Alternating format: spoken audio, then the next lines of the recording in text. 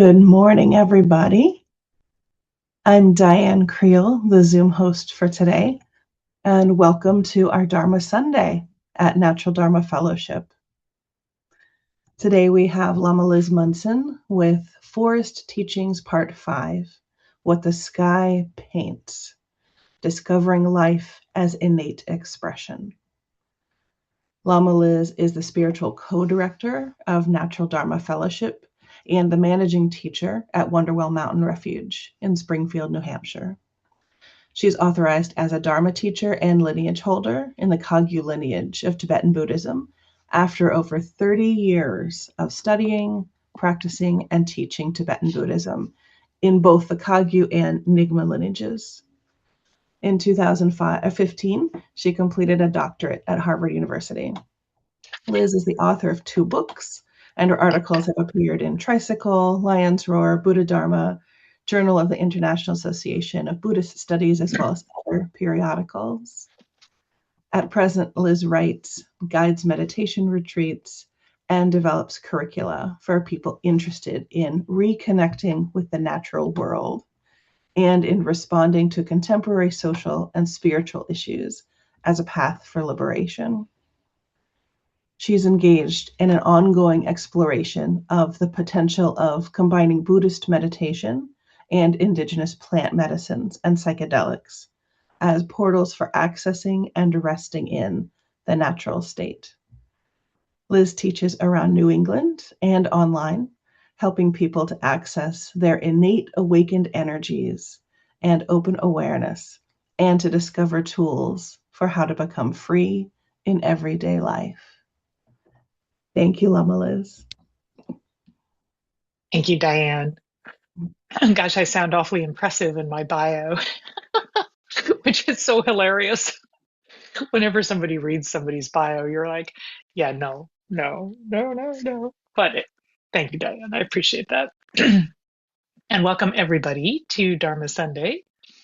And for those of you who were imagining coming to Wonderwell this morning, this was supposed to be an in-person and online Dharma Sunday. And we ended up just moving it to all online. And if you look out the window, then you can see why if you're up here. So welcome to our online gathering. And if you haven't been to a Dharma Sunday before, then I'll just go through the format of it a little bit. We're going to start with some practice together. And it might be a little shorter today because I want to have time at the end for conversation. So we'll probably do about a half an hour of practice. We'll take a 15-minute break, and then we'll come back and move into the second part of the morning. I'll share some thoughts with you, and then I would love to share connection and conversation with you as well. So thank you for being here, and let's begin with just taking a moment to settle into your own position. Let the body find its natural place of rest. And yes, if you like to turn off your camera, you're welcome to do that, or turn away from your screen. I'm going to be guiding a couple of different contemplations as part of this meditation. So just so you know, we won't just be sitting in silence the whole time. There'll be a little bit of instruction or guiding towards feeling into a couple of different experiences. So allowing the body to find a comfortable position, whatever that is for you this morning. And we're going to take 3 deep belly breaths and really using the exhale as a way to allow your body to drop down into itself, to relax, to allow the thinking mind to dissolve down into the feeling body. So breathing in a long, deep inhale, down into the belly, and on the exhale, releasing, relaxing, settling down, letting the body relax into its own place. And another long, deep inhale, and exhaling,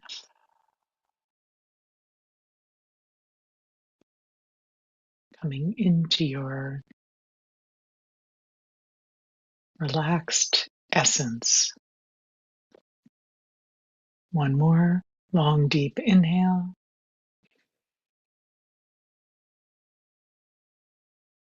and releasing.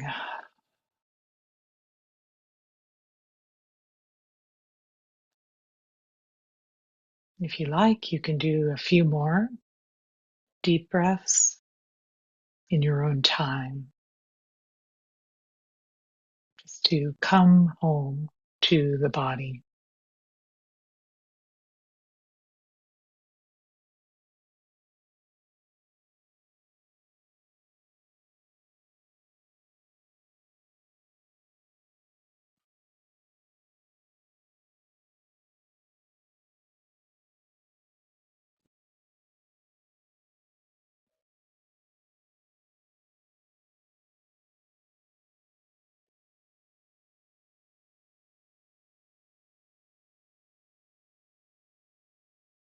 And when you feel ready, allowing the breath to settle back into its own natural rhythm, whatever that is for you this morning.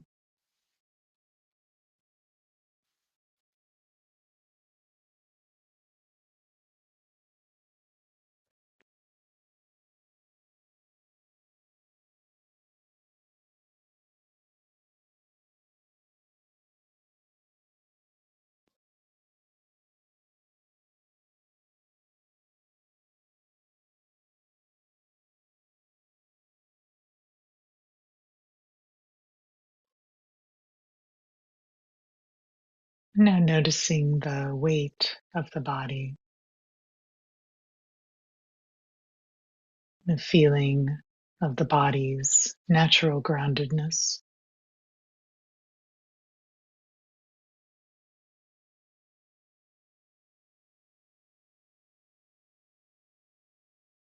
Just sensing down into your connection with the earth below, are always held by the earth through gravity.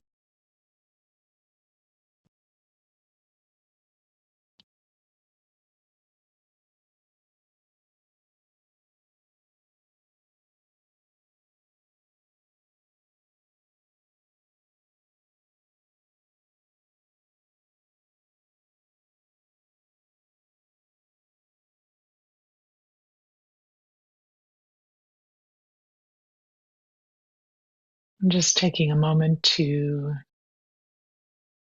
feel into how you are in this moment. How is your body, your heart, your mind, your spirit? It's sensing for a moment into the question of how am I right now?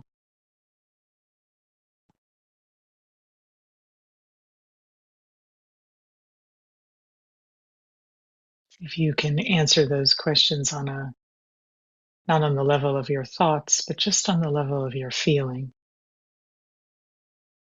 into how am I right now?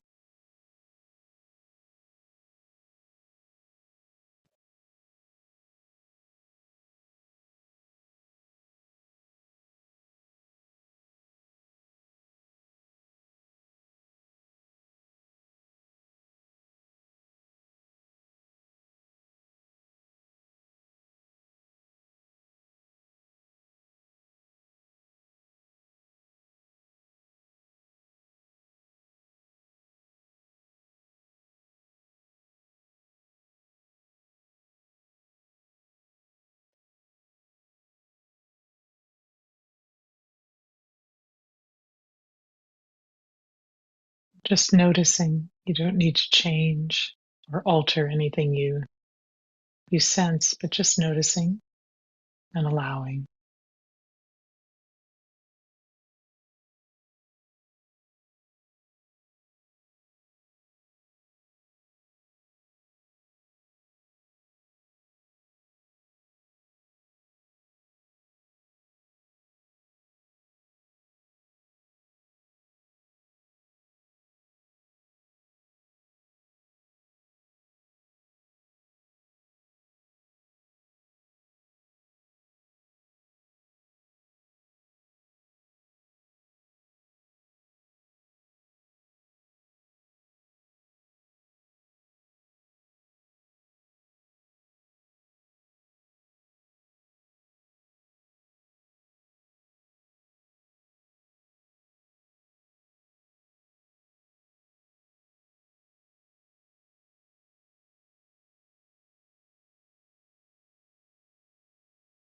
And now becoming aware of the feeling of the body breathing.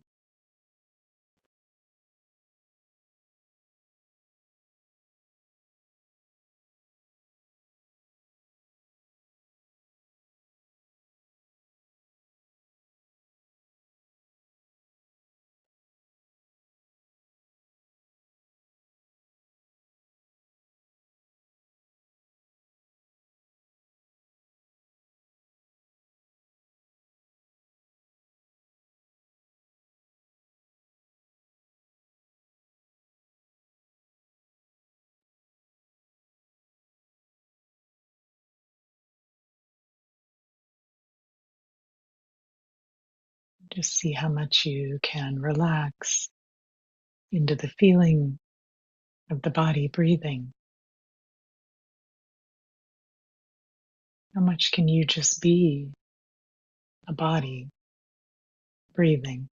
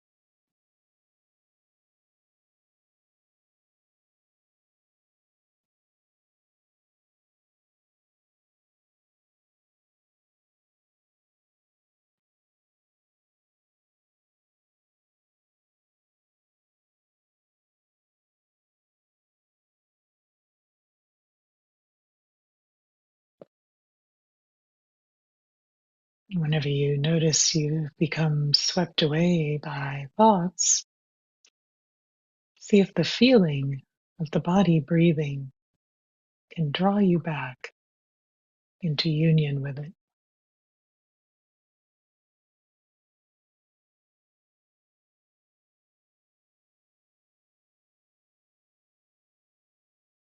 Just the pure simplicity of being a body breathing.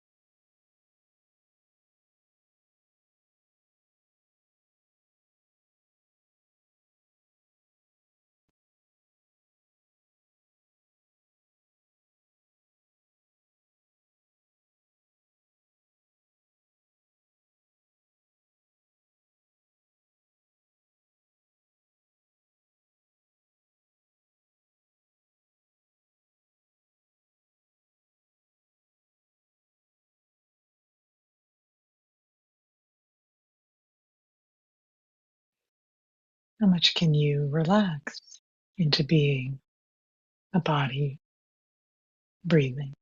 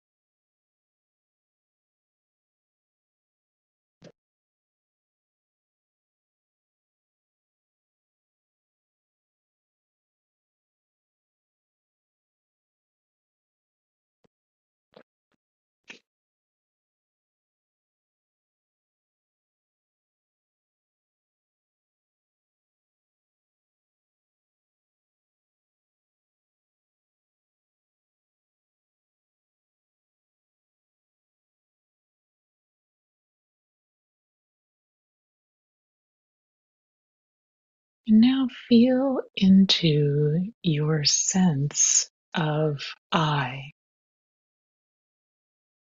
the sense of you that is right at the center of your experience. The feeling of whoever your name is, whatever your name is, being right here. And allow everything else around you, sounds, sensations, smells, visual forms, if your eyes are a little bit open, colors. Allow everything else around you to be the surrounding field. The sense of I in the center and the field around you of sights, sounds, sensations, smells.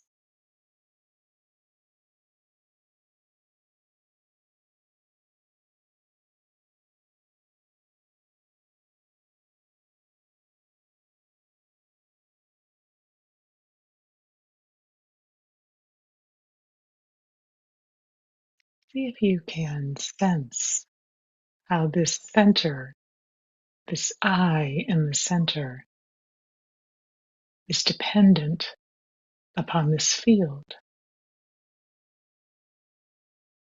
Without the sounds or the visual forms or the sensations, ask yourself, where is the center? Where is this I without the field?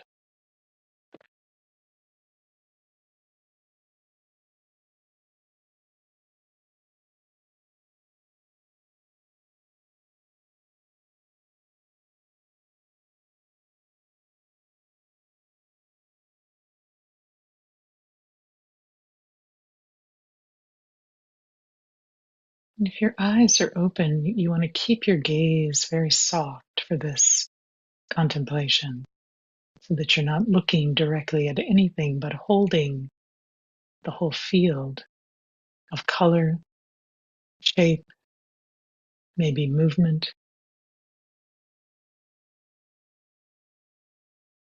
You're aware of sounds. You're aware of sensations. But see if you can notice if those sounds and those visual forms and whatever sensations you're experiencing were to disappear.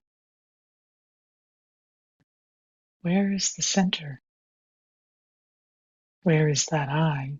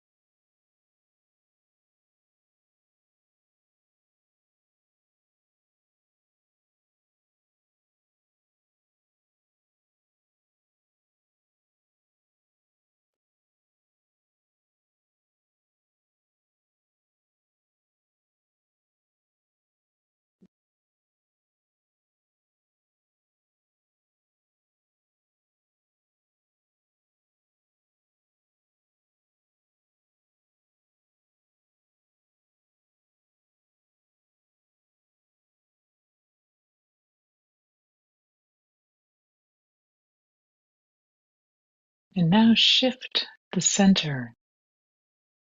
So allow a sound in your environment or a sensation or a visual form. It could be a lamp or a tree out the window, a color on the sofa. Let that sound or visual form or sensation become the center.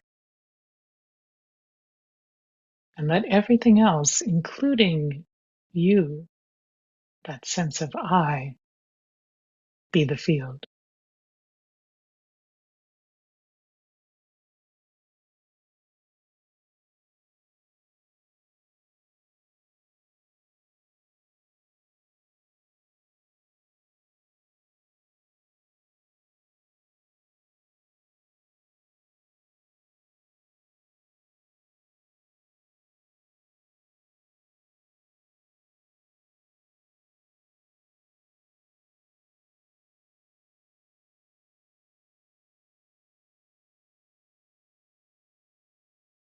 What do you notice when the sense of I is part of the field and not the center?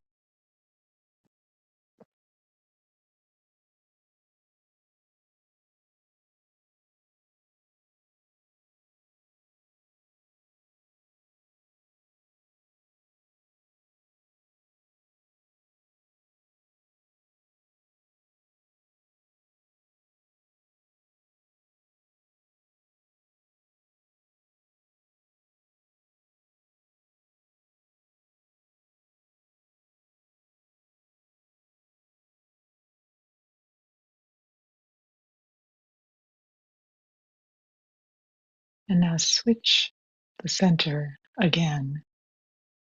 If you were using a visual form, use a sound.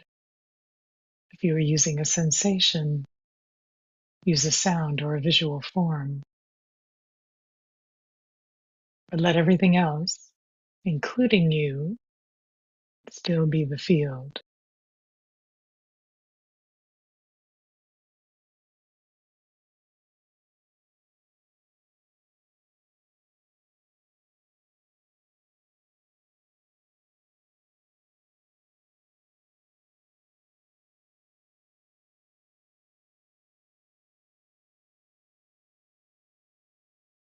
What happens if you just relax in the field?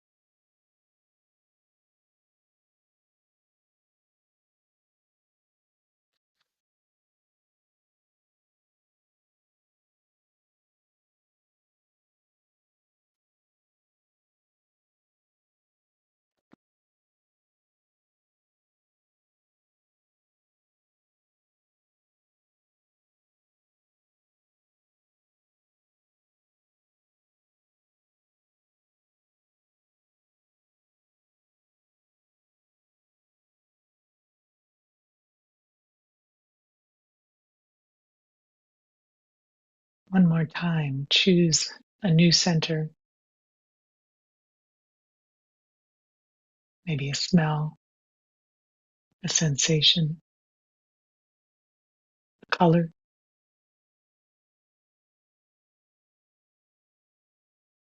a different sound.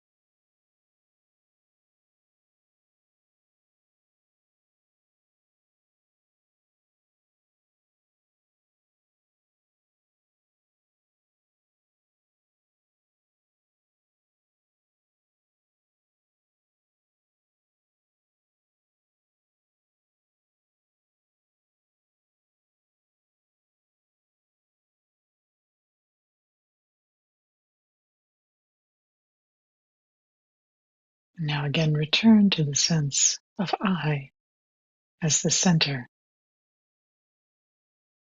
and the sounds, the visual forms, the colors, the sensations and smells. Let them all be the field.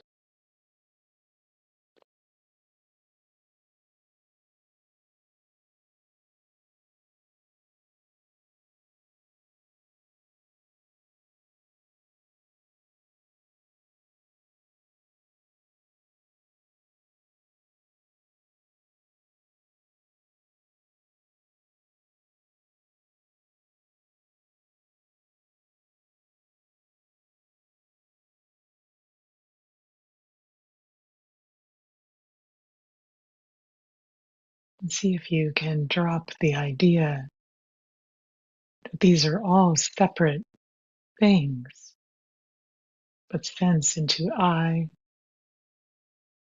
visual form,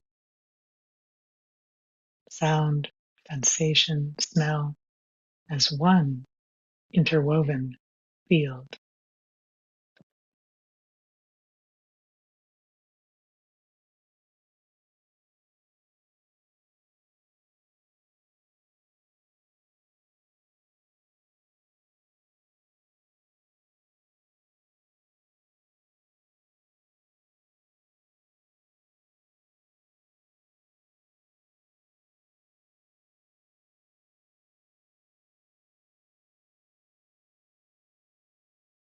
And just be the field.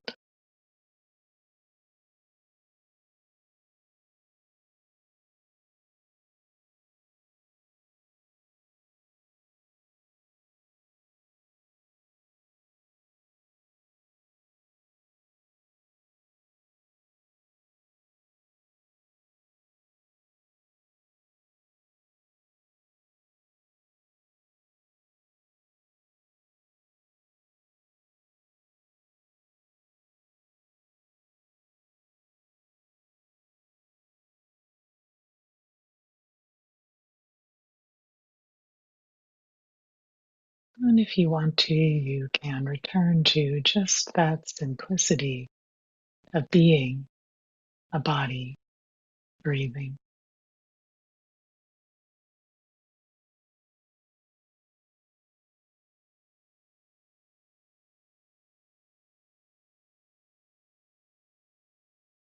Or you can stay relaxed and interwoven as a field, constantly unfolding, changing, flowing field.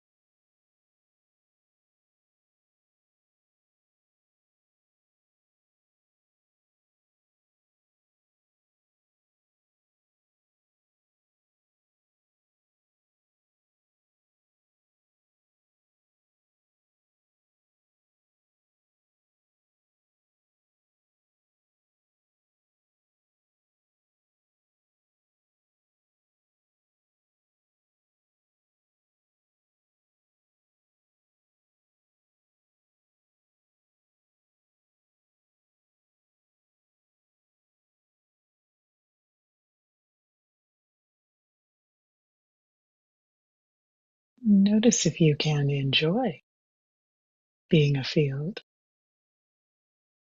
Feel a less pressure than being an I.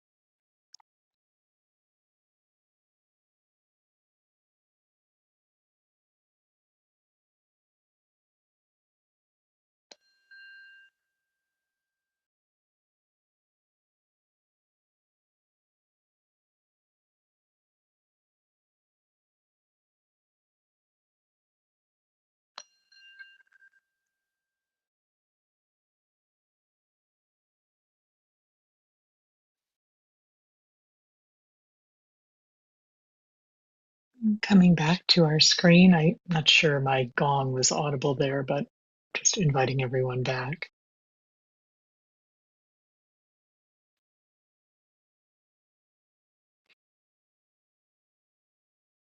Thank you. We are going to take a break. Pretty quick break. Let's take a quick break. What do you think? Is 10 minutes enough for a break? Or do you want to do 15? No, 10 is okay?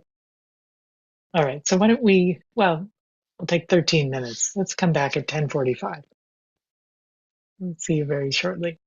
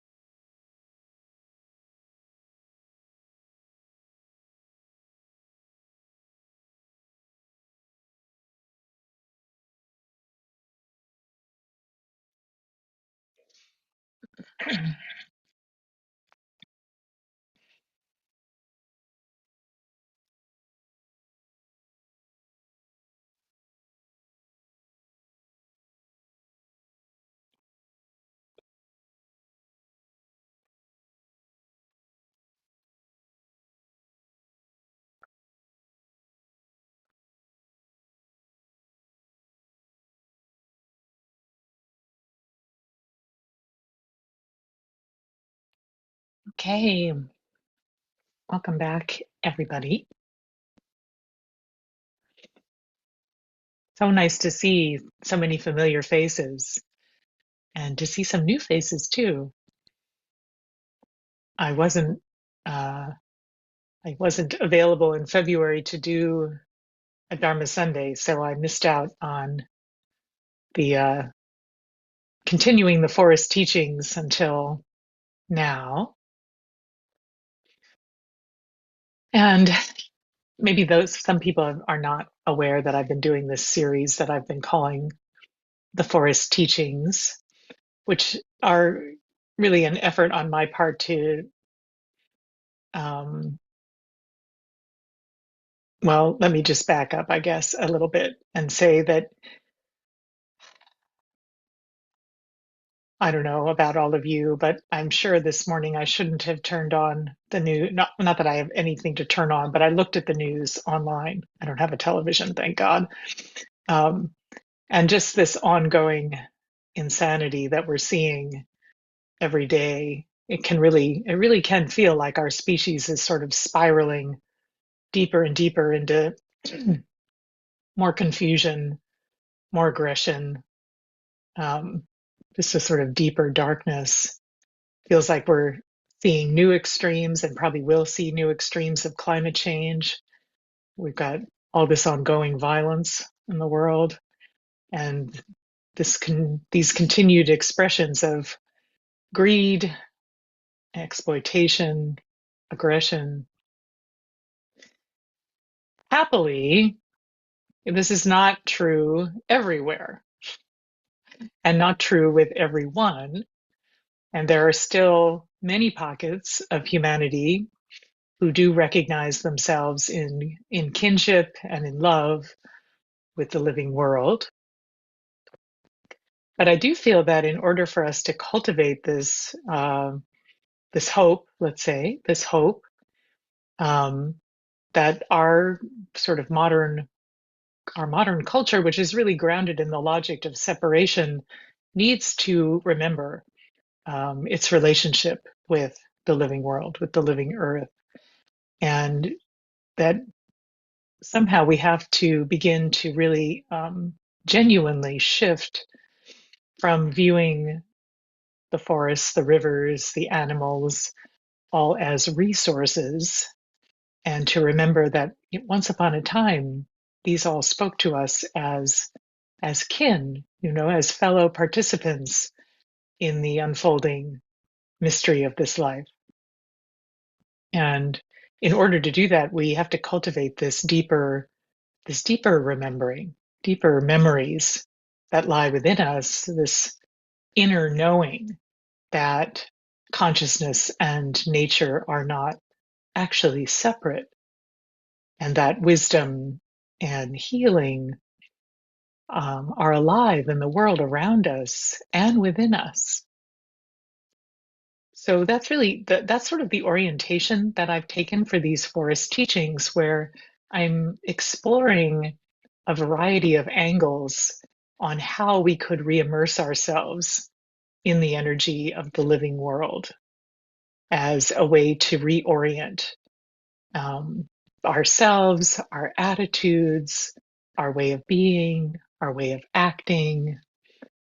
So my hope is that these teachings um, can help us explore how the energy of the living world is always inviting us into renewal and transformation and reconnection, um, with the fabric of life, the fabric of reality as it actually is, uh, maybe stripped of a lot of the ways that we think about it, which are much more habitual and grounded in patterns of thought and action that have caused a lot of harm, whether we intend that or not. We're living within this model, this patriarchal model.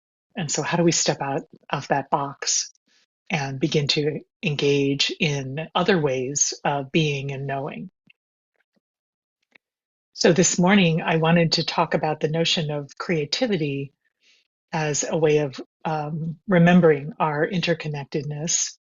And that little exercise we did in the meditation, you'll understand a little bit later why I had us do that. I don't know how that was for people. I'd be very curious to hear when we have a conversation what you noticed. But I wanted to explore the notion of creativity, because I want to start with this suggestion, maybe, and I'm not the first person to make this suggestion, just to say, but I want to explore it, that human beings, and as human beings and as practitioners particularly, we don't necessarily need to have a canvas or a stage, but that our very existence is an artistic medium.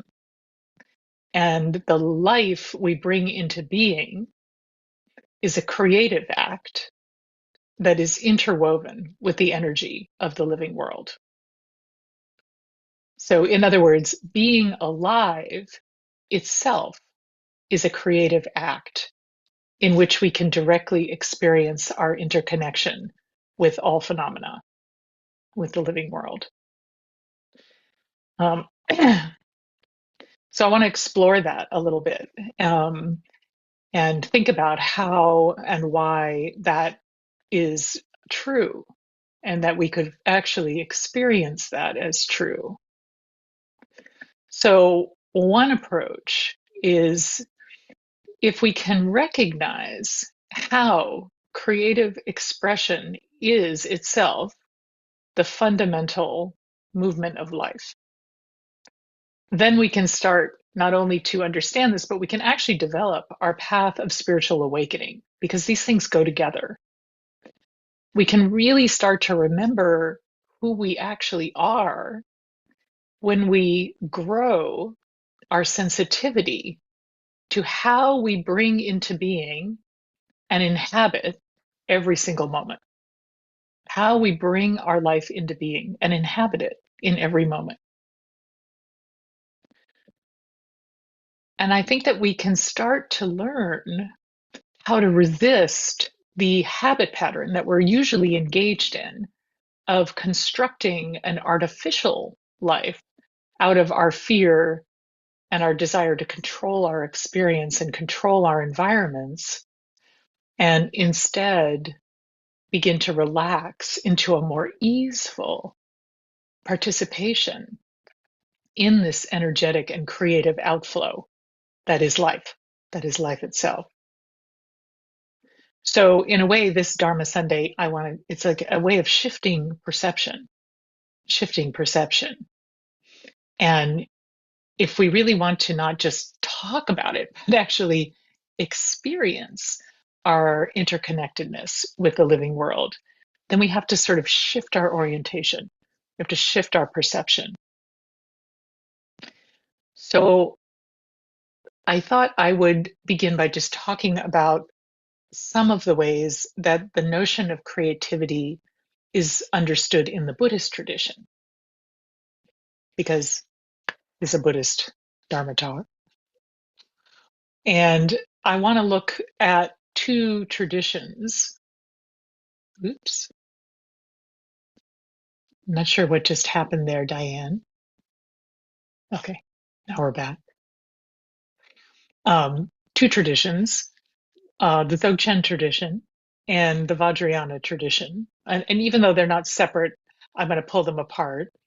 I want to look at how both of them work differently to dissolve the sense of separation that we can feel from the living world through this angle that we might call art, or we might call creative expression. And these two traditions, they do this differently. And for those of you who aren't familiar with the terms Dzogchen or Vajrayana, these are mm, two of the primary traditions of Buddhist practice and philosophy in the Tibetan Buddhist world. Both of which are considered very powerful technologies or modalities for awakening to who we really are. So, and so these two traditions, they do this, they dissolve our sense of separation differently. And I want to look at how that process, that each one of them gives us guidelines for how to experience creative interconnectedness, either in an active way or in a more passive way um, with the living world. And before I get into each of them, because I'm going to go through each of them briefly, let me just say a few words about the practice of meditation in general and how meditation is an act. In essence, it really is an act of remembering when we meditate. Across many Buddhist traditions, the word for meditation means to become familiar, right? Or to return again and again. So you could say that meditation is a practice of homecoming, right? A practice of moving from a sense of fragmentation to a sense of wholeness. And with the assumption that the wholeness is actually who we really are already. And the fragmentation is a result of our confusion. And so when we cultivate meditative awareness, the habitual barrier that we have learned probably over lifetimes from the Buddhist perspective to erect between inner and outer is invited to relax, to dissolve, so that we are cultivating our ability to experience the world not as a collection of separate objects, but as an unfolding energy field of relationship and presence. I hope that makes sense. Um, so the shift that we make when we meditate that happens over time, it's not just a psychological shift, it's an ontological shift, which means it has to do with our actual felt experience. So when our mind quiets down, um, we start to sense into the world in a much more intimate way, right? We can sense into the murmur of the wind or the pulse of the water or the intelligence of the trees communicating with each other. Um,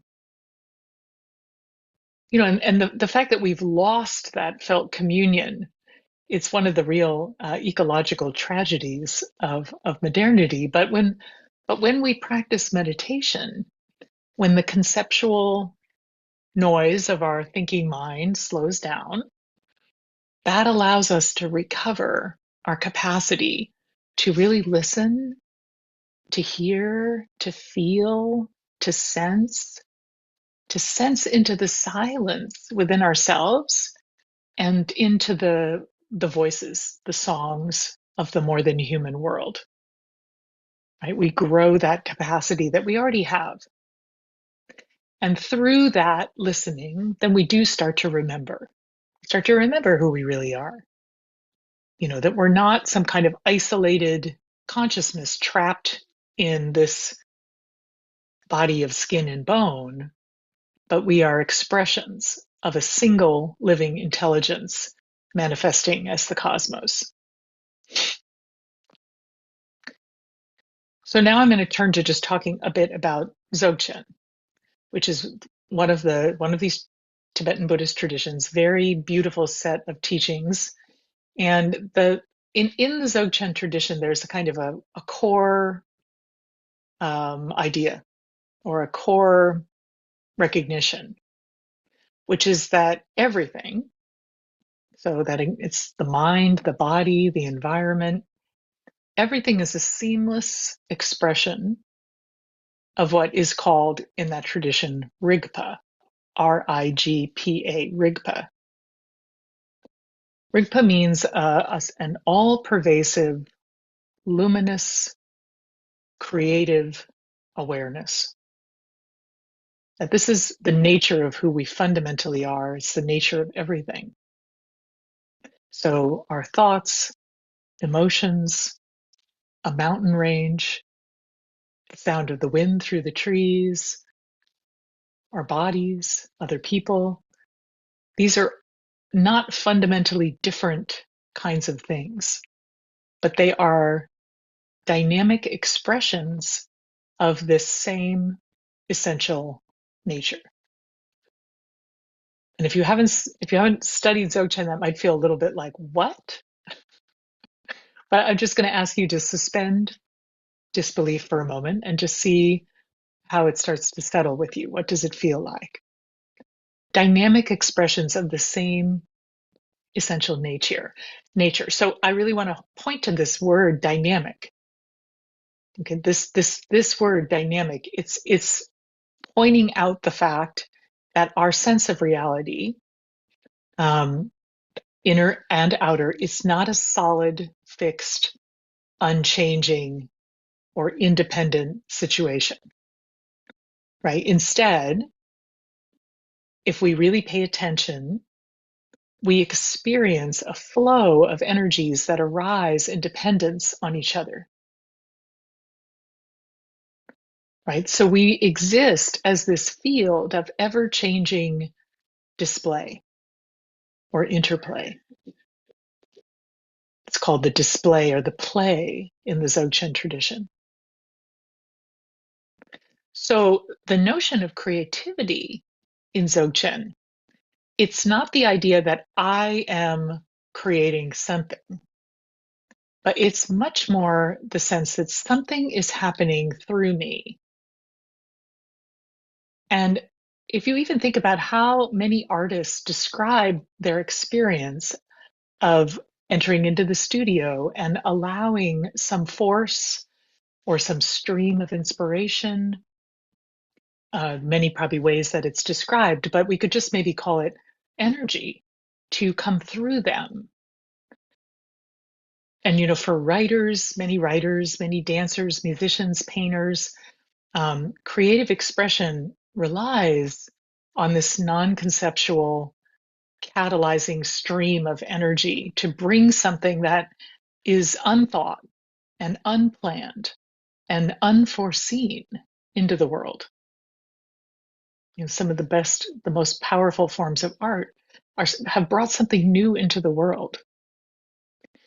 And I have a friend, a dear friend, Leidy Churchman, who is an internationally known painter.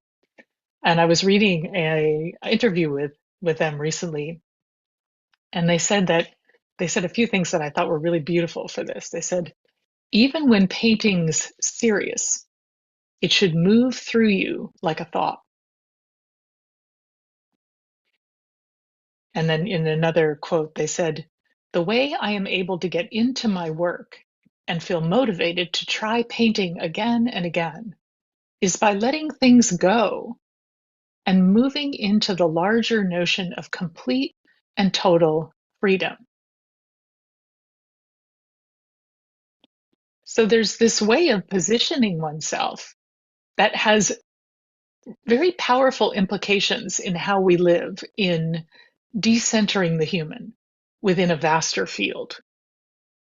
We tend to think that the human is the center point. And part of that exercise this morning is we're very familiar with the feeling of the self in the center. But what if we were to decenter that sense of self, that human? And then from that perspective, realize that, we're not just observing the natural world or nature or somebody else or something else, but we're one of the expressions of that world. Just like a river flowing or the clouds forming and dissolving in the sky. So in that context, or from this perspective, art is teaching us interconnectedness by dissolving the boundary between inner experience an outer world, and revealing that perception is part of nature's unfolding, right? So from the Dzogchen, and again, this is within the Dzogchen context that I'm talking about this, that perception is one of the tools that we can use, that we do use, to paint our world into being, while simultaneously dissolving it back into the field of energy from which it arises. Like, it's not that something becomes permanent whenever we bring it into being. It's always on the edge of dissolving or on the edge of becoming.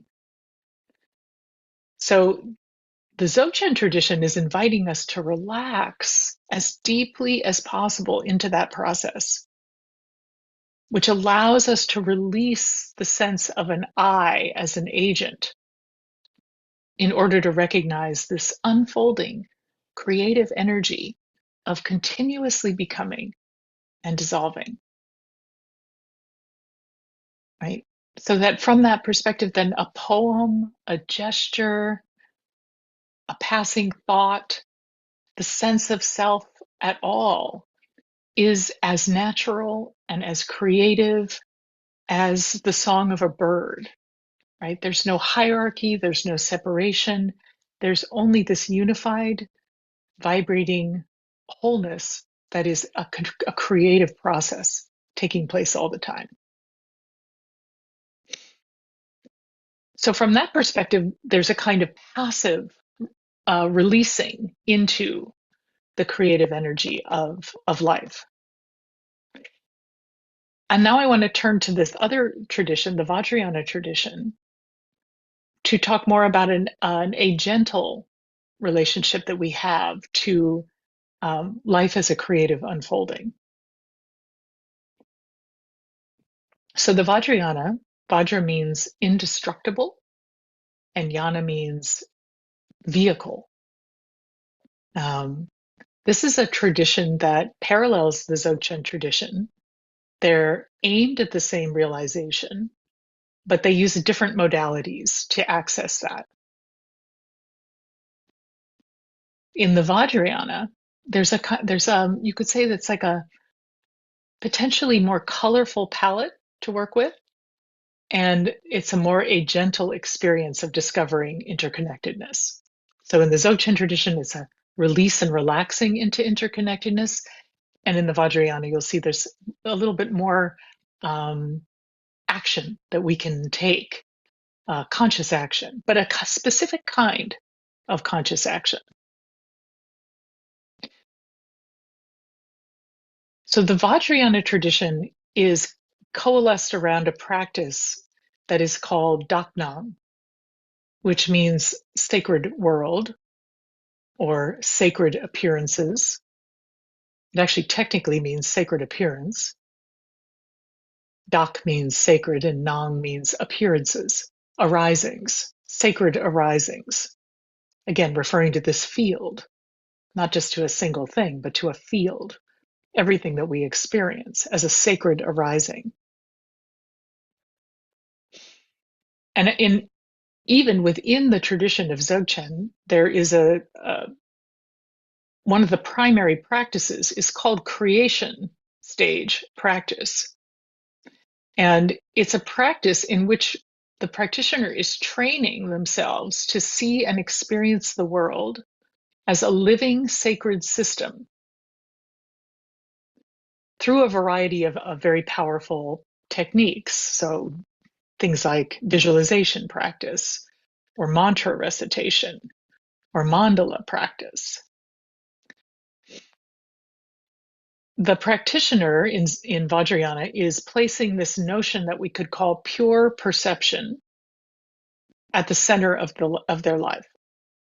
So nothing is just ordinary because everything is participating in this flow that we call life, this flow that is sacred. And in this practice of pure perception, one is visualizing all experience and the whole phenomenal world as part of this interconnected field of meaning and energy. And by practicing that, one is recognizing that we are always immersed in that field, and that every thought and action and perception and feeling brings this life, like a sacred painting, into being. It draws our life. It paints our life. It dances our life. It writes our life on the fabric of reality.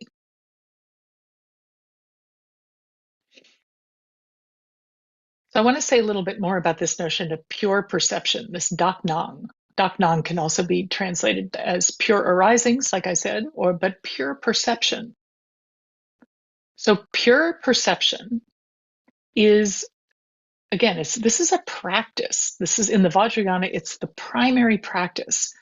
It's the practice of cultivating a certain kind of awareness.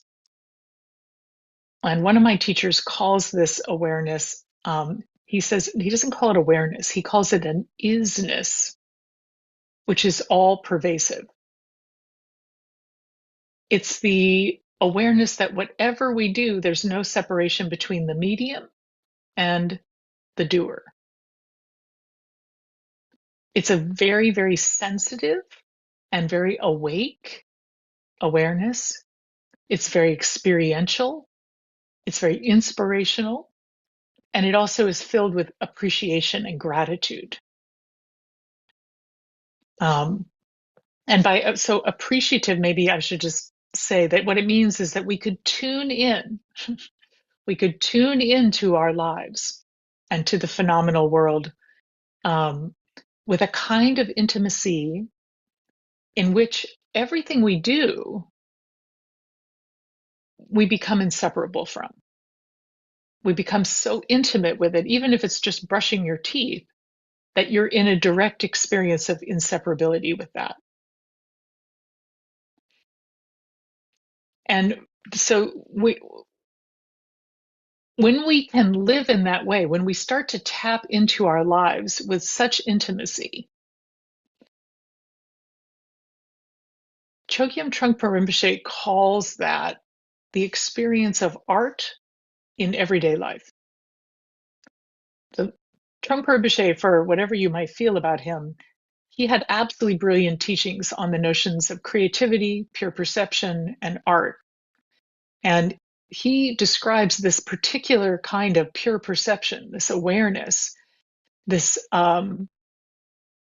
relaxing into and cultivating an intimacy with experience, art in everyday life. And he says everyday life is a work of art if you see it from the point of view of what he calls non-aggression. Non-aggression. Non-aggression is the experience where we realize that we don't need to assert the ascendancy of the I.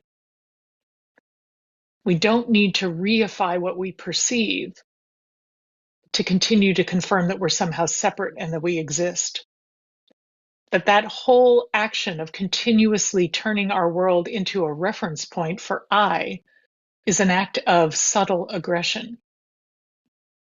So when we can let go of that, when we can settle into the direct experience of our lives, we touch this state of non-aggression.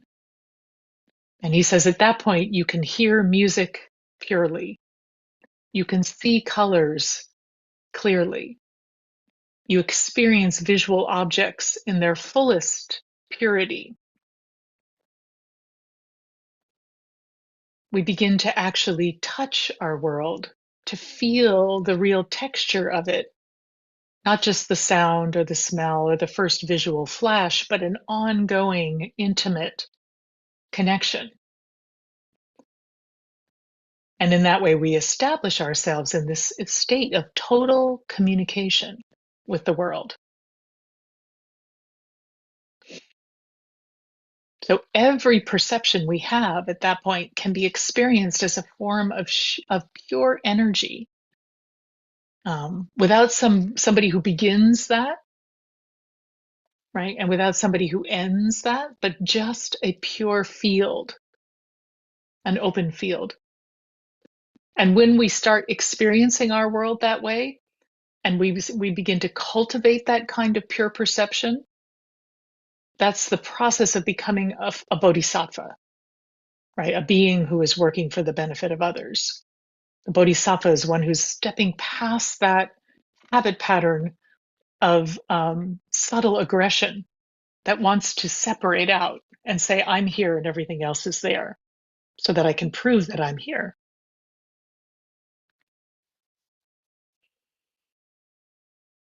So that's one way of thinking about understanding the notion of art or creativity from within the Vajrayana. And I'm going to end with this one. Well, I have a few more things to say, but I want to end early enough to have a conversation, which I think should be fine. We've got plenty of time. But what I want to talk about now is referring to that little practice that we did earlier this morning. Because another Vajrayana practice that goes with pure perception is this practice of mandala practice. And I think a lot of people here probably know what a mandala is, but just in case you don't, a mandala, it's a way of mapping the cosmos as an ordered, harmonious whole. And all of the elements, so earth, water, fire, air, space, are interwoven with the body, the mind, the environment. And sometimes a mandala looks just like a symbol, like a symbolic design. I'm going to show you an image of a mandala in a minute. But it's not just that. It's actually meant to be a model of reality when we can experience reality without confusion, when we experience ourselves as an interwoven field. So every mandala includes a center, a surrounding field, and it's a depiction of relationships, radiating, interconnecting relationships. So it's not meant to be a static geometry, but it shows us a dynamic system where every element is depending on other elements and reflecting the whole. Every element only has meaning in relationship to the other elements. Fundamentally, a mandala is a direct expression of the insight of emptiness, that nothing exists independently and everything is co-arising as a field. Right? So when you practice with a mandala, it's not about just looking at it as an object, but it's about entering it. So the center is us, it's our fundamental awareness, the sense of isness, right? We just talked about this awareness as isness, the sense of isness of I, the isness of the I at the center. And the surrounding field is our experience and all of its textures and energies. And boundary between those two is dissolved, continuously dissolved and dissolving. So the mandala, it's not art in an abstract sense. It's a way of recognizing that the world is a relational field that we are inseparable from. So I want to show you just because if you haven't seen a mandala, it may not be clear what I'm talking about. And I'm going to just share my screen in a moment here so that you can see.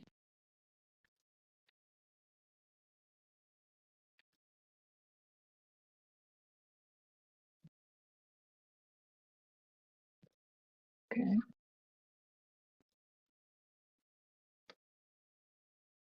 So this is a mandala. It's actually the mandala of Manjushri. Manjushri is the bodhisattva of wisdom.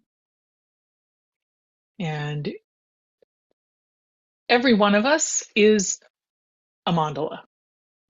And we are all part of larger and larger and larger mandalas. But from the perspective of the sense of self, the awakened essence, your innate energy of awareness is in the center.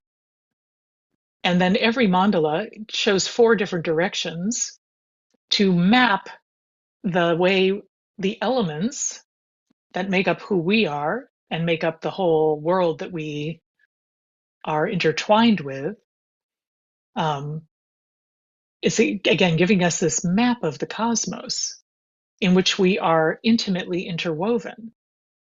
So Manjushri in the center, this awakened recognition of the truth of emptiness, and from every direction, then this field of radiating energy going out in all directions.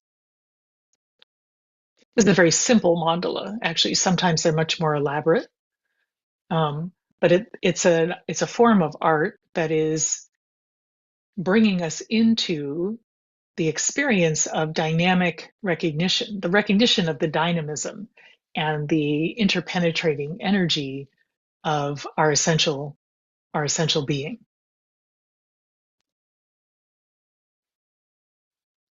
Okay.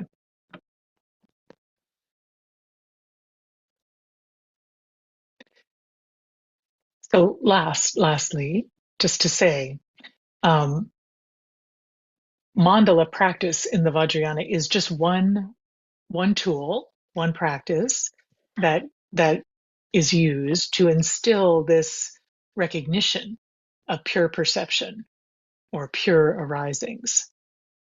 And one does various kinds of visualization practice with mandala, ritual enactment, and through that, beginning to return to remember really that space is alive, it's meaningful, that every direction, every color, every form carries some kind of significance. Um, it's allowing the practitioner to start to experience reality as a, an interdependent flow in which all emotions, elements, and sensory experiences are vibrating in communion. Like we're part of the song of the world. We are the song of the world. So that results in a shift from I'm somehow a separate self in a world of objects to I am a node in a sacred relational whole, and I am part of the energetic process that brings that flow into being, that creates life moment to moment. That every perception that we have is every moment is an interconnected, self-organizing, fundamentally whole situation. So the sound of the wind, a thought passing through your mind, a shifting cloud, each is a center, each reflects the totality, and none exists interdependently. I'm sorry, independently. They all exist interdependently. So, from this point of view, the artist of life is a participant, not a controller, and everything is actually a relationship. Every center depends on the field. Every perception includes the whole. And if we learn to live from this principle, we're not producing something separate, but we're participating in this field of continuously unfolding relationships and engaging creatively with those relationships. We are repatterning our perception to see relationship instead of isolated objects and to experience the world as alive and responsive and ourselves as connected so that we can overcome this habit of the isolated self and relax and recognize that there is no isolated self, there is no isolated world, there's only this continuous creative flow of relationship, this artistic expression of life itself.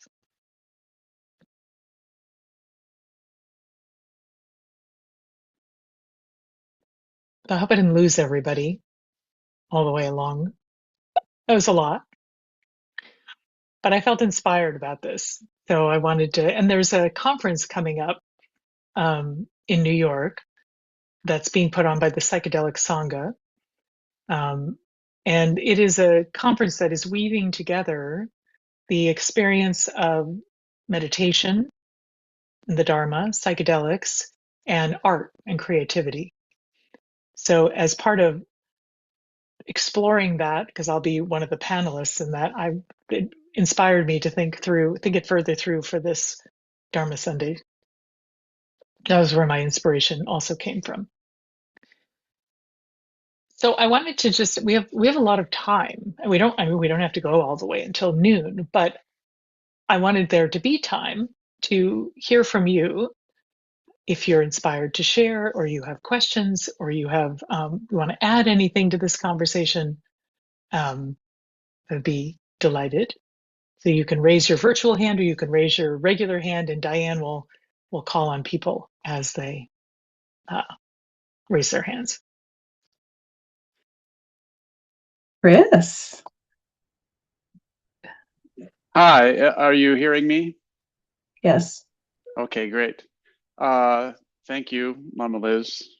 That was wonderful. And the thing that occurs to me is from some of my recent reading and study is, the creativity of the universe and, new revelations in evolutionary cosmology from the knowledge that we have about how the universe has been creating galaxies and quasars and the amazing images from Hubble telescope, the processes over 14 billion years of existence, and how that's a unified field, that it all started in one little tiny place and then expanded, and then expansion and contraction, like how stars formed and then exploded, creating more dense elements, and the creation of galaxies and solar systems and planets, that then rock turned into life. Like somehow rock figured out how to manifest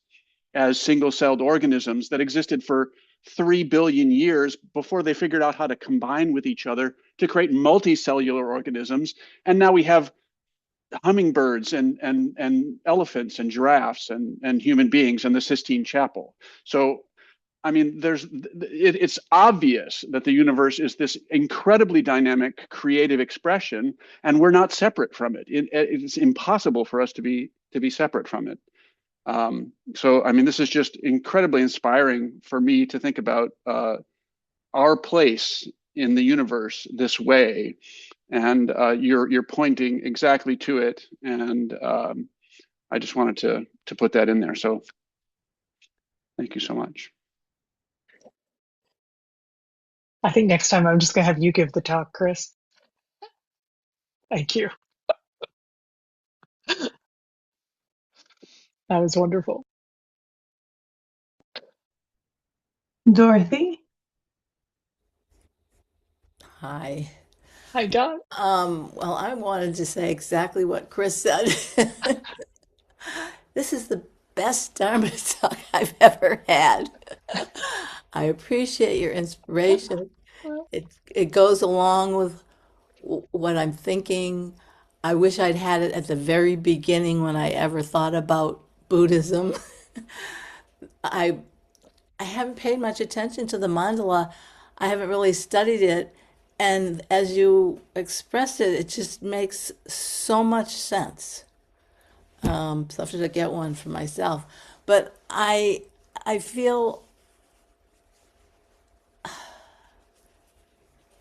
a lot of my own thinking has come forward in similarity to that with my interest in the whole quantum physics discussion, because it's just getting to be practically the same thing as Buddhism, just a few slight differences of tact on it, but Yeah.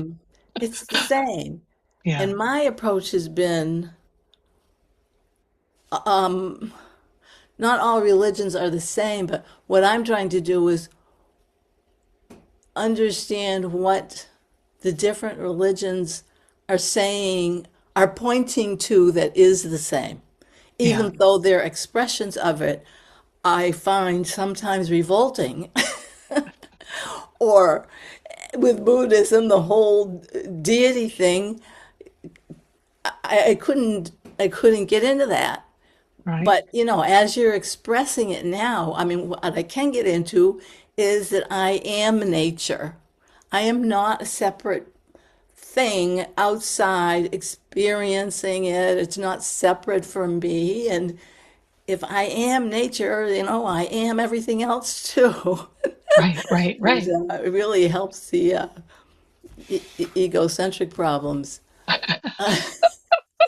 So I kind of thought you like covered it all, and even though you're doing it now after all these years and through considerable inspiration, I wish I'd had that at the beginning. Yeah. So Well, it's sort of an it's not a evolving criticism. situation. That's right. I know. With the way my own brain works, that's kind of where I was Yeah. going anyway. Maybe we're all getting to this point together. That's what I feel like. It's that this is Yeah, yeah, yeah, an awakening for humanity, for those who are tuning in. yeah, That is so, maybe 10 years ago, none of us could have said this in the same way. yeah, I think that's possible. I mean, not yeah, maybe none, but maybe not very many. Let's put it that way. yeah. So, So thank you thank you so very much, Dot. much. Yeah. Well, and this is why I had us do that little exercise in the beginning where to feel the self as the center is a sense of awareness of self, but then to have the sense of the field, which is our perception all around, and then switch the sense of center so that you're not, suddenly you're the field, but you're maintaining an awareness of the center, which is something else at that point. This is a constantly shifting dynamic. It's Right. just a way of playing with it experientially. But the mandala practice is meant to really also instill that recognition. So thank you so much, Doug. Peggy, please.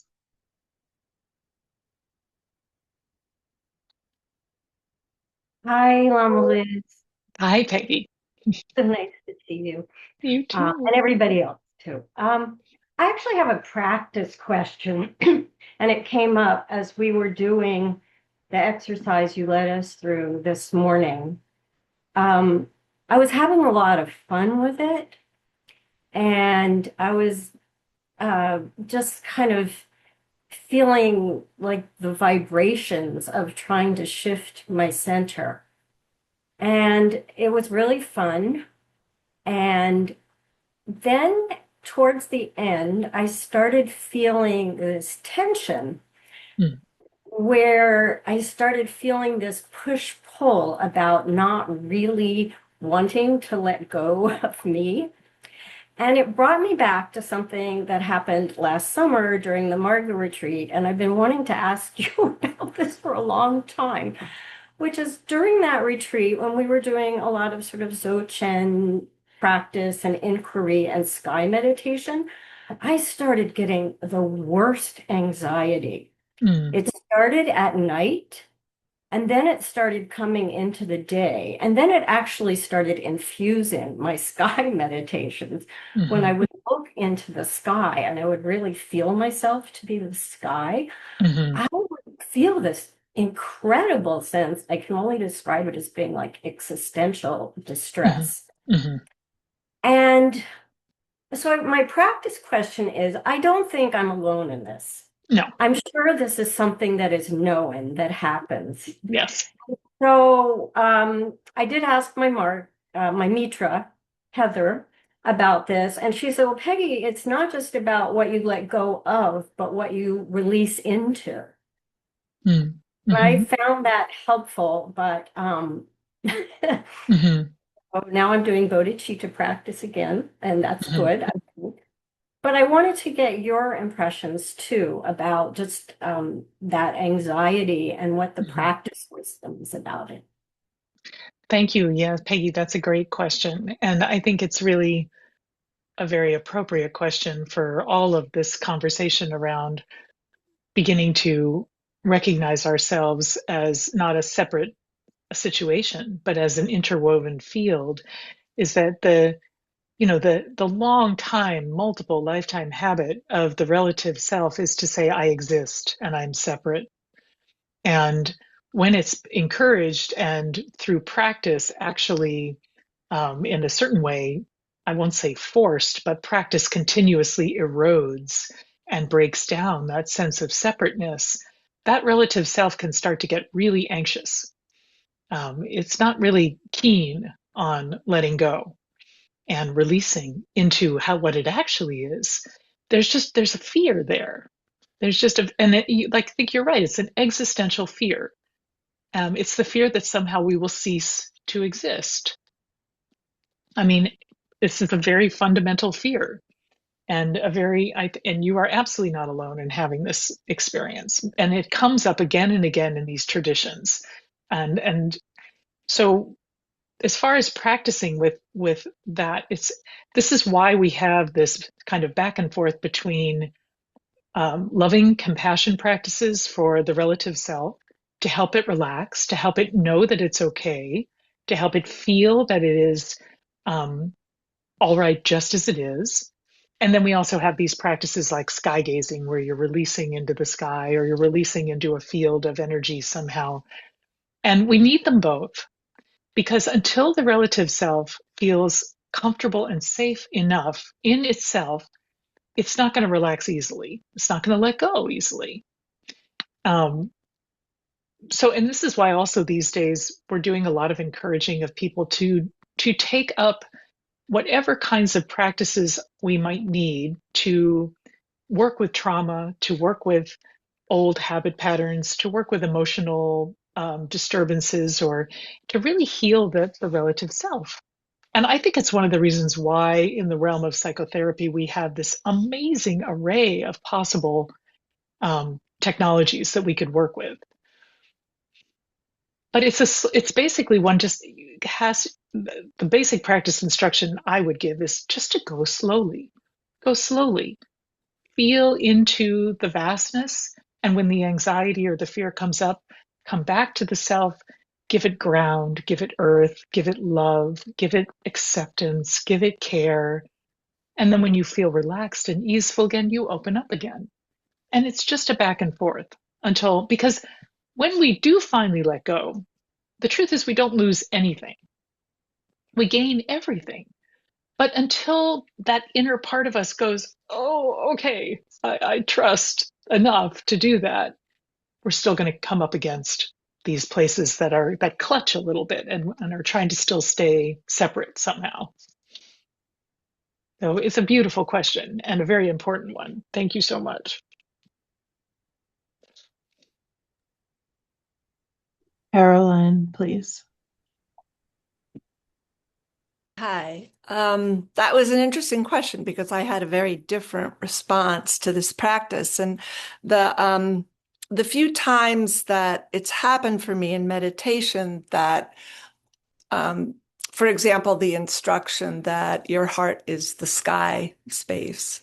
And I feel like I'm just part of, it's happened a lot in thinking about space, that I am not really just me. I am part of a much larger field. And doing this morning, it occurred to me because I've been suffering from a pretty bad resurgence of depression lately. And I felt like this is truly the best antidote to depression and I've never, interestingly enough, I've never had that anxious feeling about letting go of myself. I'm like all about it. Get rid of it. And I don't know what kind of crazy animal I am, but yeah, I just wanted to mention that that was a reaction I had very strongly this morning. Oh, I should just do this meditation over and over again daily, and this will help me out right now. Um, and I had another question about the practice of belonging to a field. I'm sitting here in a living room connecting to a statue, the sound of the fireplace, the color of the furniture, and I but I really do have an easier time feeling this when it's warm out and I can be outside more. And I'm a person who is really, really averse to the cold. I have a very, very hard time with unpleasant elements, and I tend to stay indoors a lot during the winter, which may account for my depression right now because I've just been indoors way too long. But how does that work when you're not outside to feel part of a field? I mean, maybe I should just have potted flowers around the house all the No, time. I mean, I mean, I hear that it can be easier to do when we're outside and in the living world because there's a sense that there's more mobility, a sense there's more you can fit in a way. There's like because things the wind, the air is moving, the trees are flowing. You know, there's a just whereas when you're indoors, things feel more habitually solid. In fact, they're not, right? On the molecular level, the atomic level, things are as much in motion and in flow inside as they are outside. So, in fact, we should be able to do this practice with in an indoor space and an outdoor space equally. And I think it just has to do with, like you said, just doing it over and over again and really trying to feel into that sense of interrelational space. So that like when the lamp becomes the center, you're still you I mean, it's it's the awareness is holding the whole situation and feeling that, just feeling into that. There's definitely a flow of energy from the lamp or the statue or the that you're embedded in, that the I is dissolved in all the time. Um, but I think we're not used to thinking of our solid internal life, internal house world as a flow. It Yeah. seems very solid. So maybe just playing with that idea, seeing it more in a dreamlike way. That's one of the antidotes that's often given. Can act as if this was a dream, and even a lucid dream where you could just turn around behind you and you could stick your hand right through that wall, right? That's how fluid the situation is, and just playing with that. Great. Thank Yeah, you. thank you, Carolyn.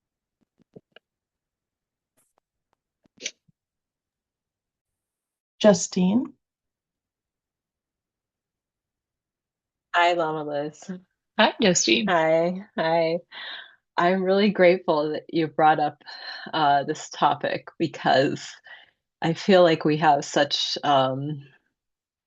ideas about, creative people, like they're special people and that other people can't be like them or something. And your talk reminded me of this wonderful conversation I had with a friend who she answers it's like a mental health helpline. And I do a lot of like creative things for myself, like writing, painting, singing, all this stuff. And she always says to me, "Oh, you're like an artist," all this stuff. And I'm like, I said to her once, like she was telling me about her day, just generally what happened and the calls she took. And I said, "You're an artist." What are you talking about? It's like improv. I mean, she's coming from a very like heartfelt motivation, but she's improvising because she doesn't Right, know what's right. going to come in. And I love the idea that this encompasses everyone in all our interactions in our entire world.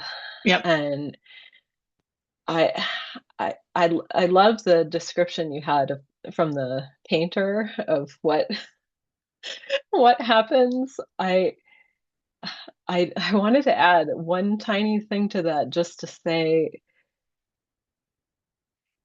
I don't have any good metaphor for it, and I've searched other languages too trying to find but I haven't found anything except maybe like in the Tao Te Ching when they talk about water Yeah, lays low. yeah. um to me it's like swimming. Hmm. Like you dive in and there is an interaction there, and Hmm. it's this in between, sort of very fluid flowing Right, space, you right. know and it's I wouldn't say it's me. I'm always like, oh, that's not me, but it's also not me. Right, right, right, right. Perfect. Yeah, so I feel like with these teachings, and also, I mean, our civilization did come from ancient Greece where they had this idea of the muse. Yeah. And sometimes people would say, okay, well, the muse is not with me today. And that would just be how it was, right? And so then all this pressure is taken off, like this obsession of this I or me or Hmm. whatever, because the point was the interplay, the interaction with the muse. So, yeah. Beautiful, Justine. Thank you. I'm going to have all of you guys give this talk. This is great. And I love that you gave the example of your friend who is sort of improvising on the spot with the energies that she encounters in these calls. That's a perfect example of this, that when we can let go into that space, then something comes out, and it's an act, it's an artistic creation. And Yeah. I think when Trungpa Rinpoche is talking about life, everyday life as art, this is what he's pointing towards. Yeah, So because that's a if you, beautiful example. yeah, or if you think about social workers or teachers Hmm. or anyone, All it's of the us. same It's thing. all of Yep. us. Yep. Yep. Okay. Thank you. Thank you so much. Yeah, thank you. Mary, please. Hi, Lama Liz. And Hi, hello, Mary. everyone. Thank you so much for this teaching and for this meditation, and to everyone who's spoken so far. I just love this conversation. I just had a really small observation that kind of opened up into something really wonderful to remember, which is when we were doing the meditation, shifting from the center to the I, there was a decrease for me in a very subtle kind of vibration of anxiety that I was not even aware that I was feeling. Right. And it was just amazing. And what it brought to mind was many experiences that are unfortunately more a part of my childhood than my adulthood, of Right. being in nature and losing that boundary Yeah. completely between myself and my surround, the field. Yeah. Um, so that was lovely to experience. And I also just wanted to thank Peggy for her question, because I have absolutely had that experience of intense anxiety Yeah. doing the pure perception practices. And to know that we have the bodhicitta practices to kind of dip back into when that happens is so wonderful. So, Yeah. Oh, thank you, Mary. And I really want to highlight what you said in the beginning there, that notion that when we can step out of the center, the way we tend to kind of contract and get caught in the sense of I and allow ourselves to become part of the field, there is often a way in which the anxiety around somehow holding on it's just allowed to let go. mm-hmm. And so it can be a very beautiful way of, like with Caroline's question too, working with depression, working with anxiety. But what happens if we just become a much bigger situation than just, or a little more isolated situation, maybe is the best way to say, than how we usually are. I, I said that the wrong way. We want to step out of that isolated situation into the broader field, which allows some of those um, energies that often come up when we feel contracted to also release and let go. So thank you so much. That's really helpful. Jan Cook. Hi, everyone. Hi, Jan. Hi. Um, just a little addition to the affirmation of this process. I came back from Barry Center for Buddhist Studies for a writing retreat in the program that you started. And we had this amazing conversation about autobiography Mhm. and how the word auto is so narrow if we begin looking at everything that has influenced us and the voices that are speaking through us.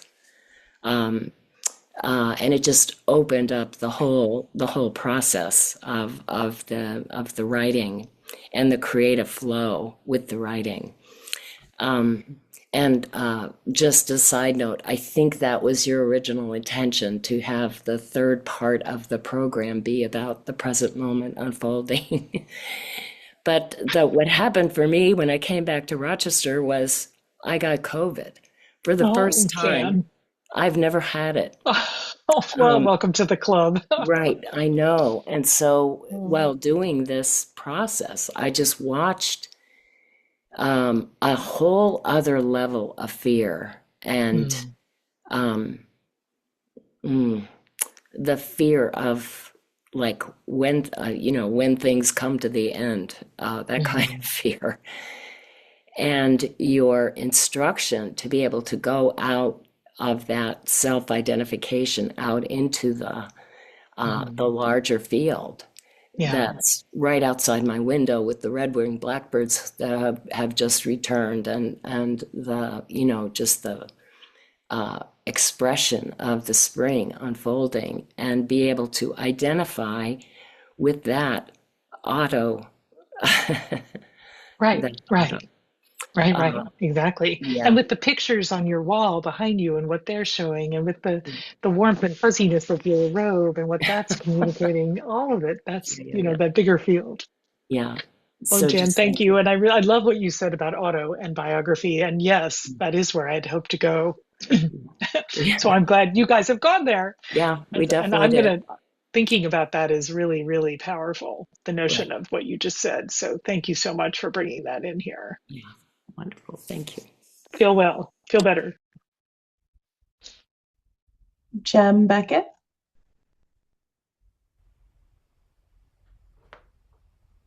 Hi, Lama. Hi, Jem. What a glorious practice this morning. So, like many others, I'm very grateful for where you were leading us today. And I wanted to also thank you for a very clear exposition of Dzogchen and Vajrayana, because I've gone through life probably much more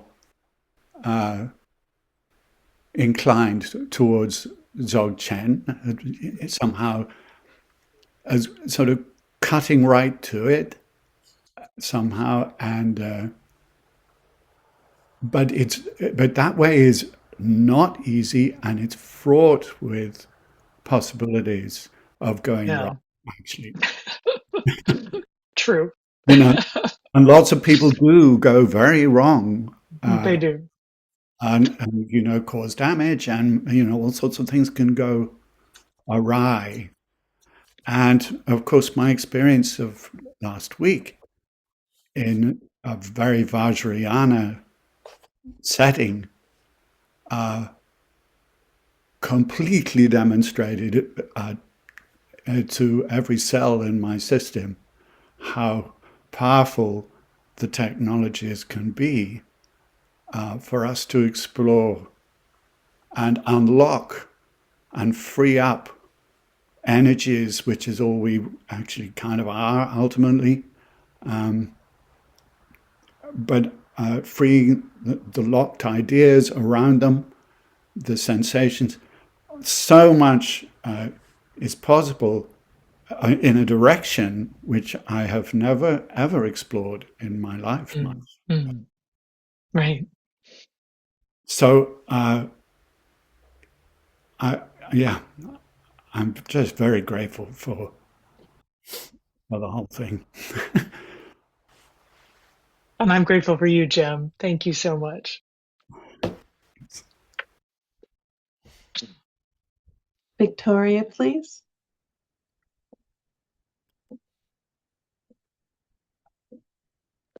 I'll be right there. Okay, here we go. Hello, Lama Liz. Hi, Vicky. It's wonderful to see you. It's been a while.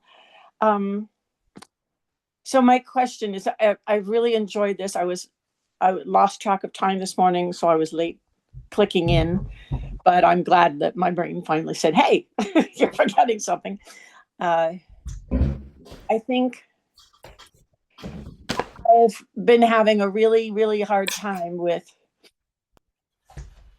letting things be as it is these days.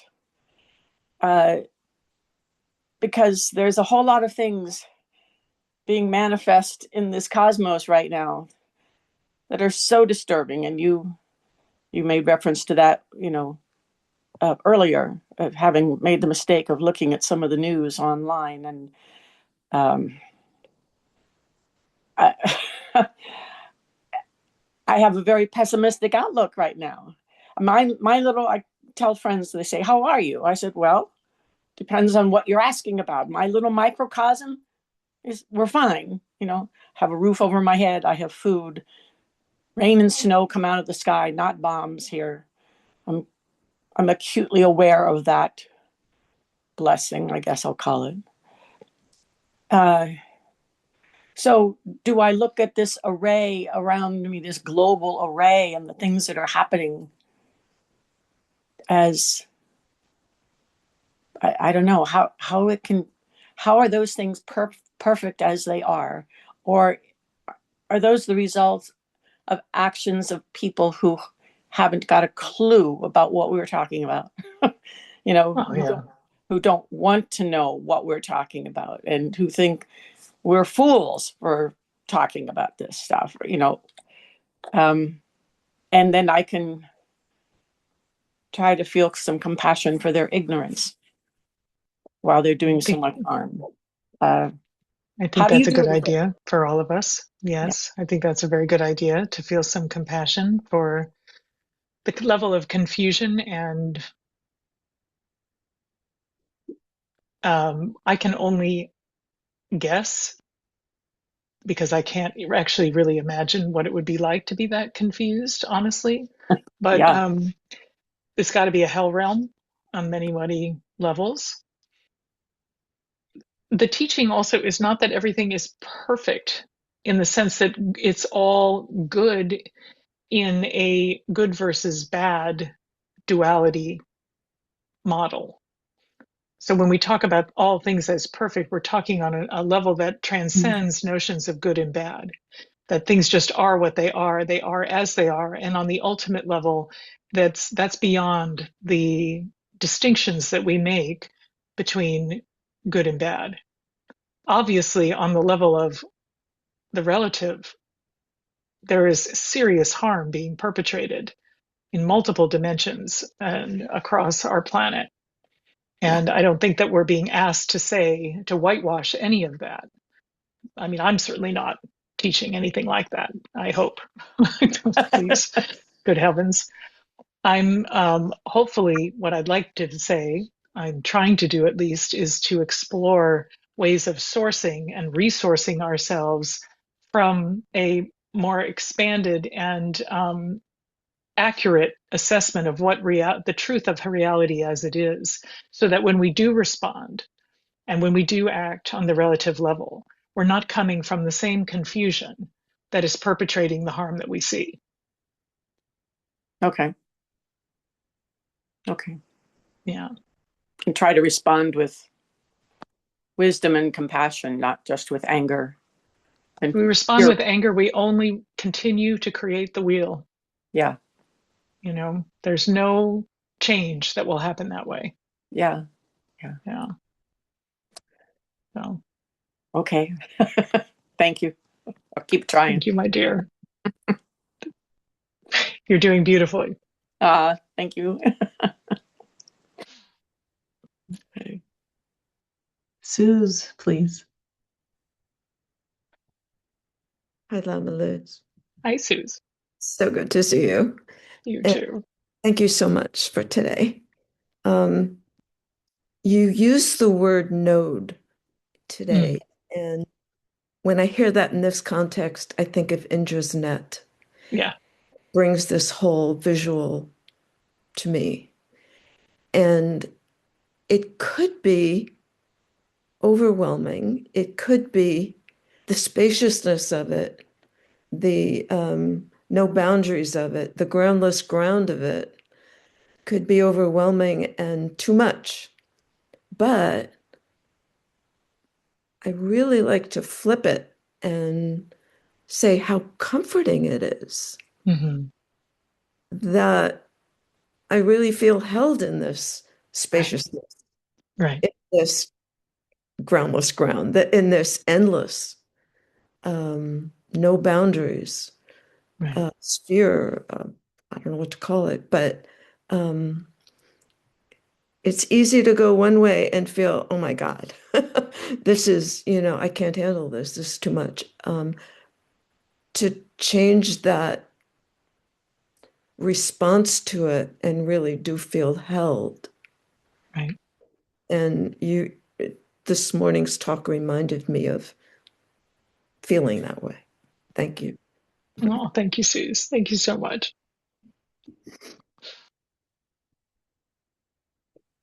Lady? Heidi. Yes. May I introduce my artist friend Heidi, who is the one that I quoted from the talk this morning? Yeah. Hi, Lama Liz. Hi, Heidi. Who Good to was see you. now I can't see everybody. What I was just thinking about Dorothy started by speaking. Dot, yeah. The last Mhm. speaker just brought up the Inja's net, and um that's what I was thinking about. And also this Shipibo fabric with this like Yep. Inja's net, but with the little nodules there. With the nodes. They're called Exactly. kanu, which are connectors. Yep. And I think that's kind of what we are. But what Dorothy was saying, I just thought about because the way you were speaking, and Liz, I want to know what you think because um I feel like we learn a teaching at some point in our life. Well, just to bring in the aspect of time or timelessness in this kind of mandala, the thing that's always reshaping and reorienting and touched by everything. There's also to bring in the sense of what is time. And Right. so something that I've been sort of feeling is um, that it feels to me there's a way to sit down, meditate, and um, bring into consciousness, visualize our younger selves. And I was just thinking, I mean, and bringing a practice, like if you learn something today, it doesn't mean that, oh no, like I should have learned it when I was 16 and like this whole trajectory is all stuck. And I feel like it's a whole sort of continuum mandala that's moving. So there's ways to contact ourselves in different modes in time and kind of integrate it all into one. This is kind of far out, but I just really I've been doing it lately. It's just been kind of a thing and it's been really beneficial. And oh, Liz, I want to know what you think about this. Well, I mean, I think you're spot on because, when we contact the field and we discover that we're maybe a node within the vaster network, then there is a dissolution of time. It's a timeless time there. So past, present, and future collapse into this, synchronous situation. And I mean, and that's an experientiable. That's not the word. I don't know how you say that. A situation that can be experienced directly. It can only be experienced directly, and that the idea that we could actually our younger selves, even our self that is right about to die, our oldest self, all of these are right here in a kind of interflowing moment of nowness is a really extremely powerful place. And I think actually, when I think about the conference that's going to happen in New York, this psychedelic meditation conference, that certainly there's a way in which psychedelic meditation or plant meditation helps facilitate that kind of a collapse into that space of an interwoven oneness with oneself and with everything. So I think that sounds like perfect. You just gave the teaching. Thank you for joining. Yeah. It's great to have you here. So good to be here. Thanks. So, okay, we're a little over time, but we have one more hand. So let's just do one more and then we'll dedicate the merit and close Right. our session for today. Jeremy. Thank you. Hi, Jeremy. A little hesitant to talk. I'm new here. I wonder if I Welcome. could, thank you. If I could speak a moment from the experience of doing the creative work that in relation to what you said this morning. Mm, I was introduced to poetry at 15 by one of those inspirational young teachers who kind of swept into the public schools in the 60s, almost as if it was the next thing after the civil rights movement. So I've been writing poetry since then, and at first I submitted poems for publication, and I didn't have a discouraging experience. Most of what I submitted got accepted, maybe half a dozen poems, but I soon began to feel something was off with that. Rather quickly came to the realization that the whole submission and publication process was working to strengthen the small I ego. Exactly what I didn't want in writing poetry. It was a wrangle with editors and critics and drew me away from the actual practice of poetry and away from the kind of merging that you described this morning with the field. So realizing then I could either write poetry or wrangle with editors, I stopped submitting in the mid 80s actually. And since then, Wow. moved more deeply into the practice of just writing poetry and completed, I guess, maybe 1,200 poems.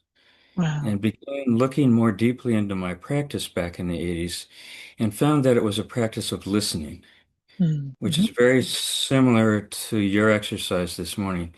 It's a listening as if you're hearing a piece of music being sung far off across the field. And you want to hear it well enough to sing that song. Right. You don't want to just make noise and sing anything. And if you're a poor singer like I am, you know what it is to try really hard to hear what's being sung and at least approximate that. Right. And so that's again like entering the field you described this morning.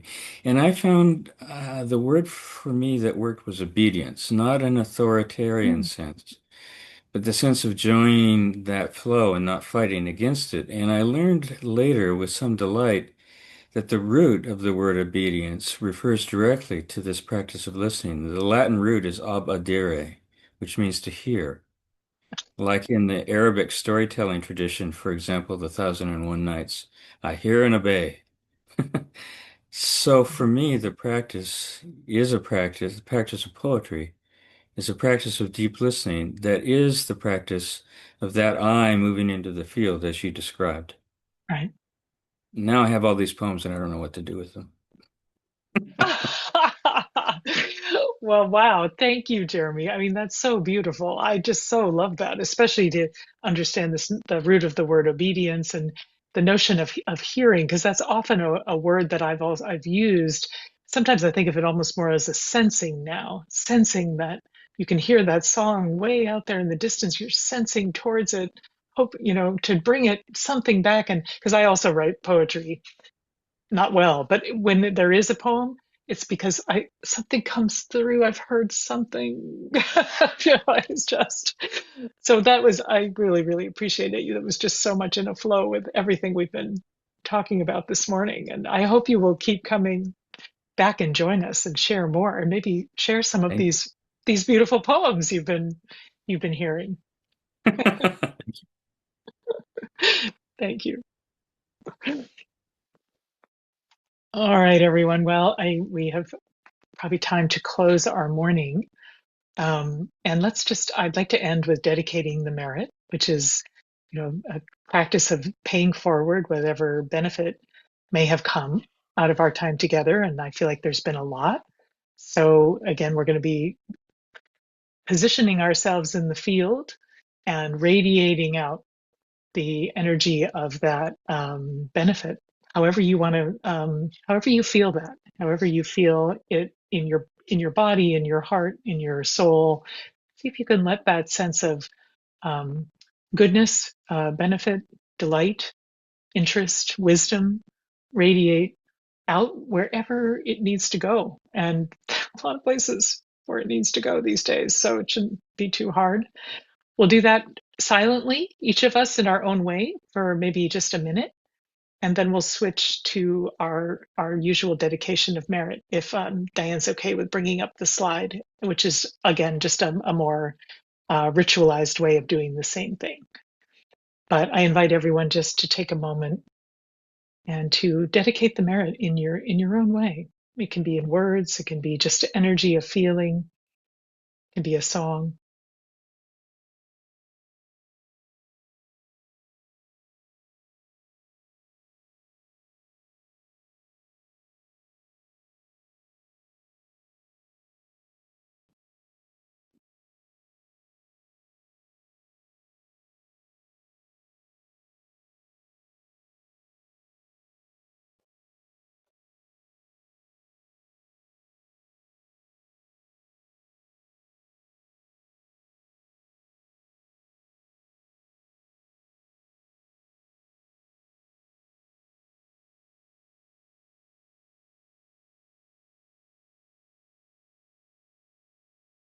And now we'll turn to the bodhicitta dedication prayer.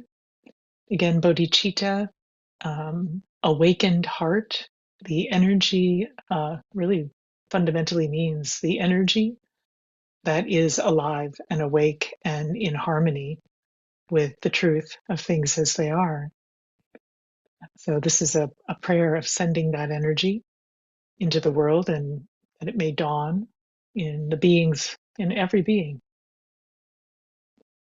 Changchub Semcho Rinpoche Mache Panam Chejurji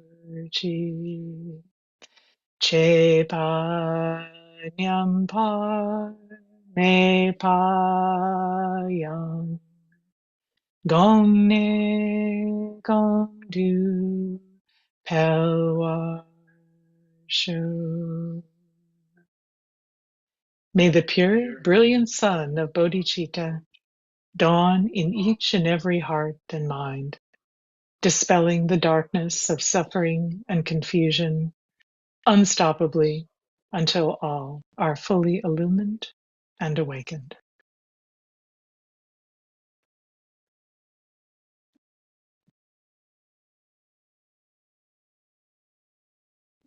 I hope you all have a beautiful day, and I look forward to seeing you next time, or wherever I see you.